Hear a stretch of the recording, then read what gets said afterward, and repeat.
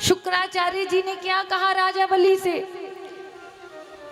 राजा बलि ने कहा 3 पग भूमि मुझे दान करनी है। शुक्राचार्य जी आकर बैठ गए, बोले दान नहीं करना है। तो क्या किया भगवान ने? किसको सजा दी? राजा बलि को सजा दी या शुक्राचार्य जी को दी? शुक्राचार्य जी की एक आंख फूट गई। बोला अब कुछ बोलना है, दूसरी बची है। शुक्राचार्य जी ने क्षमा याचना मांगी।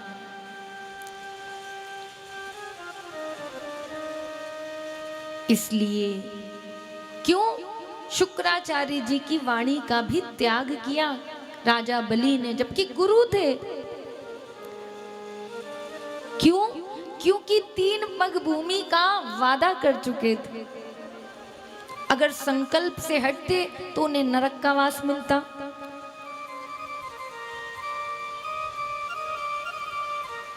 इस कारण धर्म संकट की स्थिति में हमें क्या करना चाहिए, क्या नहीं करना चाहिए, इसका फैसला शास्त्र और पुराण बताते हैं। जो माता पिता भगवान के तुल्य थे, उन्हीं माता पिता का प्रहलाद जी ने त्याग कर दिया, तो क्या प्रहलाद जी को नरक मिलेगा?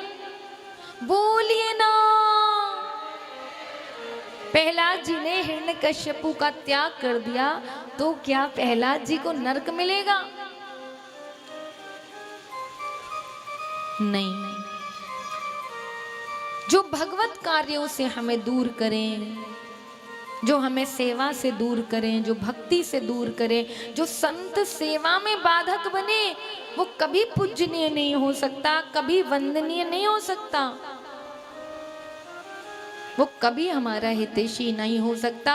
चाहे वो माता ही क्यों ना हो, चाहे वो पिता ही क्यों ना हो, चाहे वो सास ही क्यों ना हो, चाहे वो ससुर ही क्यों ना हो, चाहे वो भाई ही क्यों ना हो।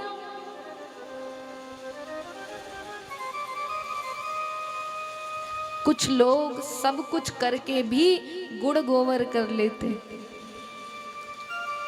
बोले इतनी सेवा करी, अरे खिलाया पिलाया, और सब जाते समय एक लाइन कह दी, बोले सब बराबर। फिर कहते हम तो इतना अच्छा करते, हम तो इतना अच्छा करते, लेकिन हमारे साथ ऐसा क्यों होता है? ये खाट पर वही लोग पड़ जाते हैं और वही लोग मलमूत्र त्यागते हैं फिर जीवन में, जो धर्म कार्य में आड़े आते हैं। केवल अपनी प्रतिष्ठा के लिए धर्म से खेलना अच्छी बात नहीं है। धर्म रक्षति ही रक्षता, यदि हम धर्म की रक्षा करते हैं तो धर्म हमारी रक्षा करता है। सत्य रक्षति रक्षता, अगर हम सत्य का पालन करते हैं तो सत्य हमारी रक्षा करता है। इसलिए इस बात का हम ध्यान रखें, कर्म न बिगड़ने पाए। कर्म के बिगड़ते ही सब कुछ समाप्त हो जाता है।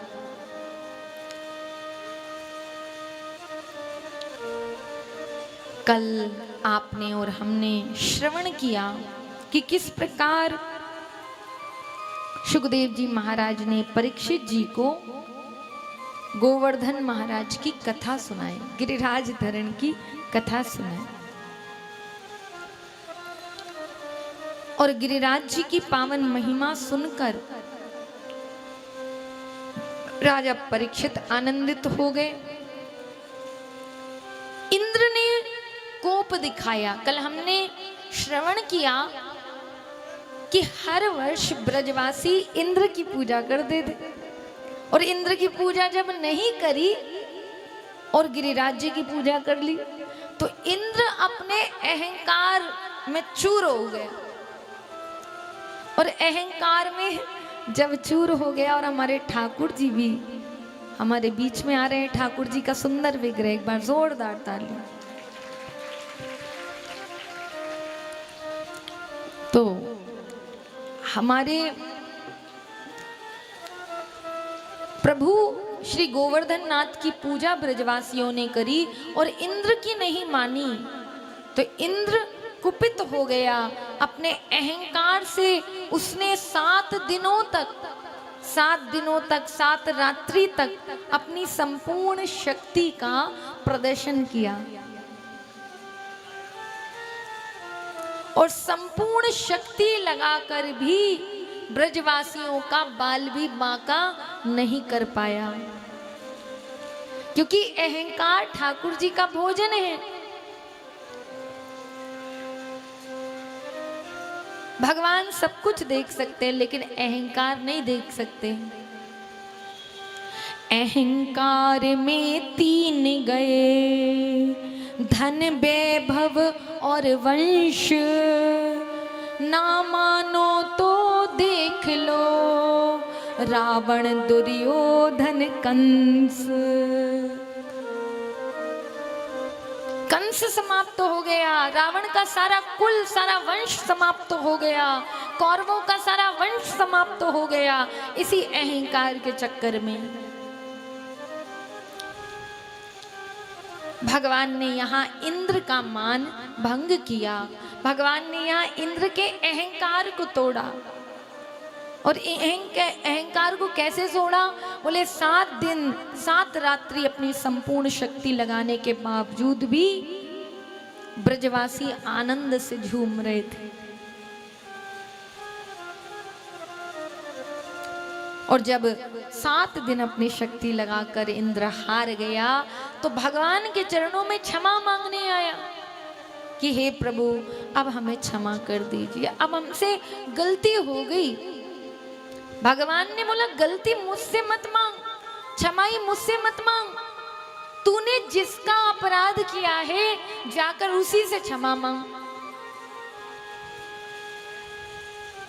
जब तक तू इन ब्रजवासियों से क्षमा नहीं मांगेगा तब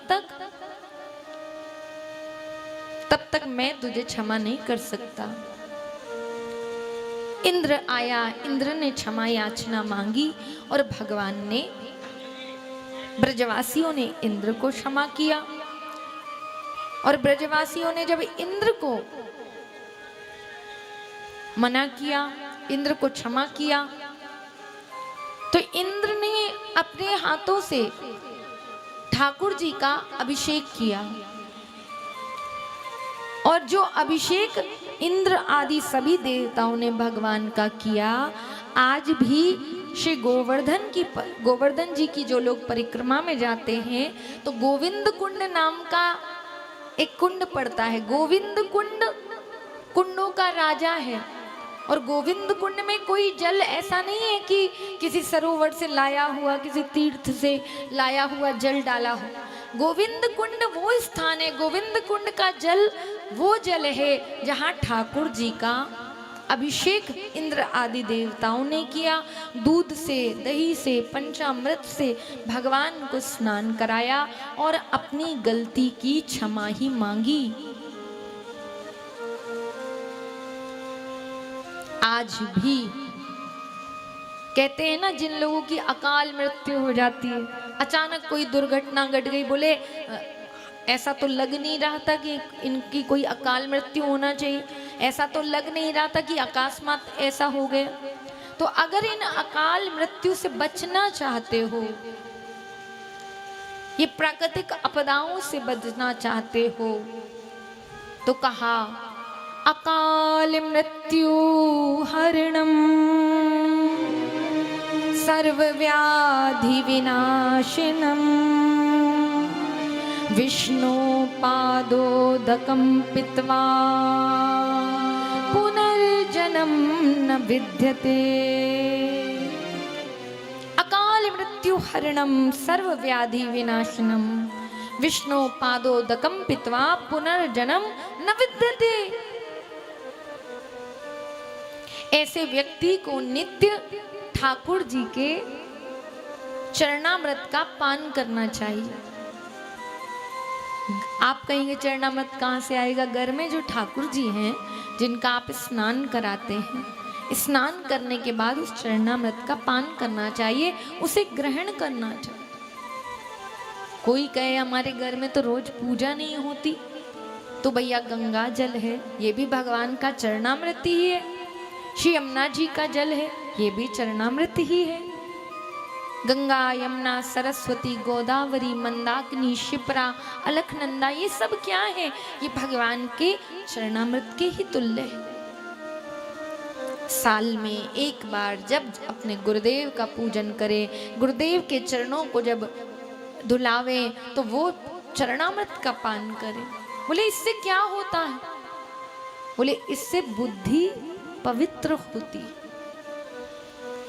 जो बुद्धि संसार के प्रपंच में रच गई है ना, रम गई है, वो बुद्धि पवित्र होती।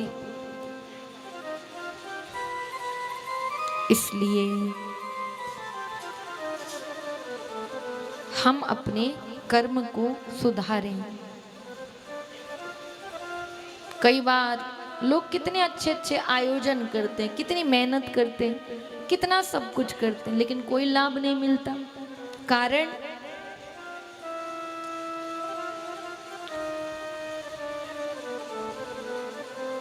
हमारे द्वार से कोई संत, कोई भक्त, कोई भगवत प्रेमी निराश ना जाए, उदास ना जाए। संसार में भगवान हर गलती क्षमा कर देते हैं, लेकिन तुम्हारे कारण किसी भक्त की आंखों में आंसू आ गए,